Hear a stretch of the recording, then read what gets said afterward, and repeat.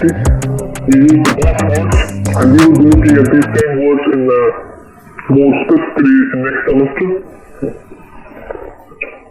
So a magnetic field which is left in the core is called residual flux in the core, something which is left.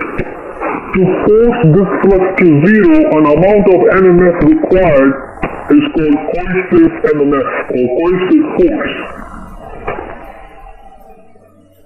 Now, how can we neutralize the core of a transformer? Well, there are a number of methods being applied, but the simple and fundamental method is to apply the mechanical shock or extensive heat to the transformer. That will damage the transformer, simple, or could damage the transformer.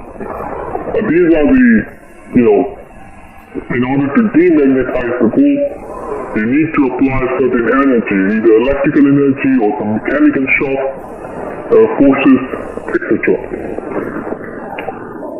Now, hysteresis loop, like I said, that is dependent on the cross-sectional area of the loop. So, the smaller the area, better the core material is. That means higher permeability. And if you have the larger area, that means it has more hysteresis loss. That also means the material has lower permeability, can be improved. Of course, the effect of the hysteresis power loss is the heating effect, harmonics, distortion to the supply frequency. In other words, it will decrease the efficiency of the machine. And what is efficiency? Well, efficiency is the output power over input power. So you supply the input power, your output power will be reduced because of the losses. But if you are talking about the ideal transformer, that's not the case. In the ideal transformer, there are no losses.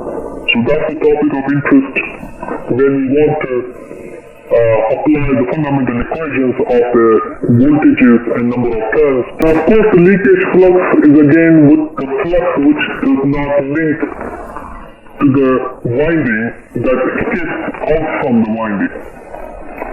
That's what is called leakage, and this is what this slide.